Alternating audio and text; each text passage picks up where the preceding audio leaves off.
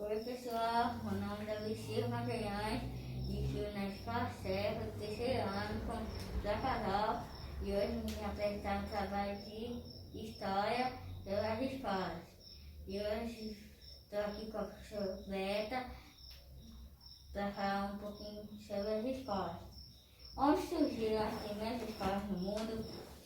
Bem, antes de eu responder, a sua pergunta, eu gostaria muito de agradecer você por poder participar desse trabalho, viu? Tão importante. Espero que eu possa contribuir muito, viu? Você poderia repetir a pergunta para mim, por favor? Onde surgiram as primeiras escolas no mundo? Bem, são várias informações sobre o surgimento das escolas, né? Desde o Egito, alguns lugares da Ásia e mais precisamente na Grécia.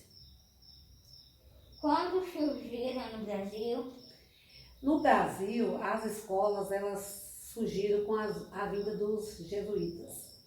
Eles vieram com a missão de catequizar os índios, né? E naquela época os padres, eles eram os professores e os índios eram os alunos.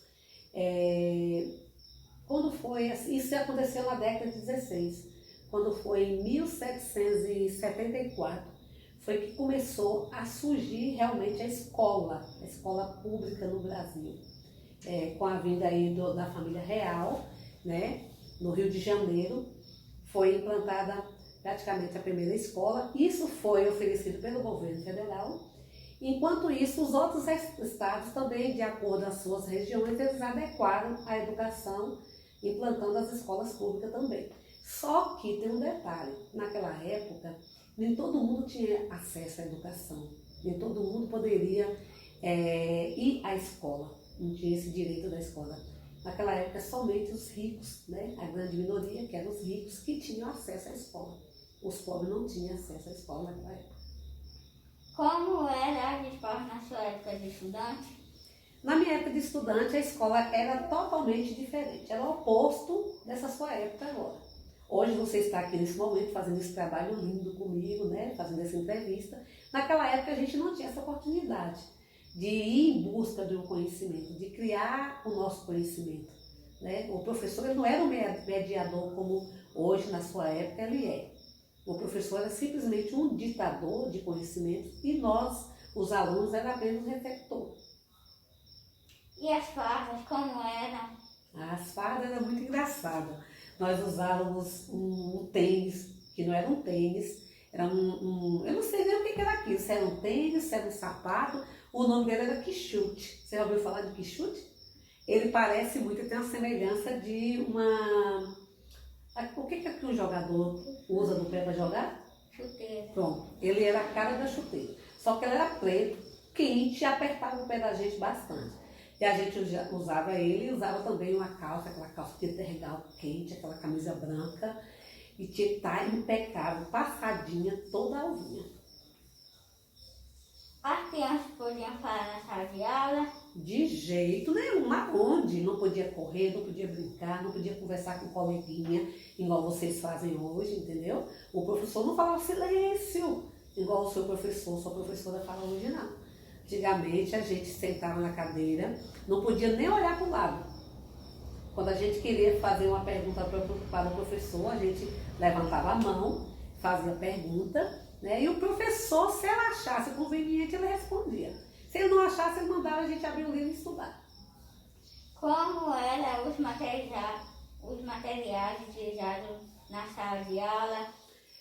Nós utilizávamos apenas o livro didático, naquela época era chamado de cartilha, né? A cartilha ela vinha ali o matemática, português, geografia e história, mas assim, era o alfabeto, né? Na parte de português o alfabeto, na parte de matemática os numerais, etc. E aí sucessivamente.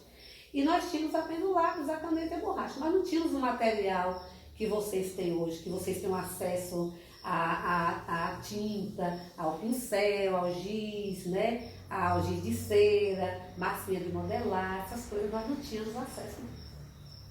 Qual a metodologia utilizada pelos professores na sua época? era a metodologia tradicional, aquela metodologia rígida mesmo, a decoreba, por exemplo. O professor de matemática, ele passava a tabuada. A gente tinha que decorar a tabuada todinha. A de multiplicação, a divisão, subtração e assim sucessivamente. E aí o professor fazia pergunta, por exemplo, hoje nós vamos estudar a tabuada de 8. Aí ele pegava a mão assim da gente, com a régua desse tamanho. Aí falava, 2 vezes 1, Davi. Davi ganhava uma reguada. Por quê? Porque Davi não acertava.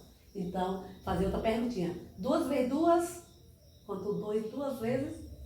2 mais 2? 4. 4. Então, Davi acertou. Então, quando a gente acertava, a gente livrava da reguada. Mas se a gente não acertasse, ó, a reguada. E para finalizar, eu vou falar um pouco sobre a escola. Existem vários tipos de escola. A mais conhecida é a tradicional. Tem a escola pública e a particular. A pública é mantida pelo governo e a particular pelos pais. E a diferença entre as duas é a estrutura e a metodologia de ensino. E hoje vou agradecer a professora Beta por ter participado. Eu que agradeço, viu, pelo convite. E é isso. Tchau.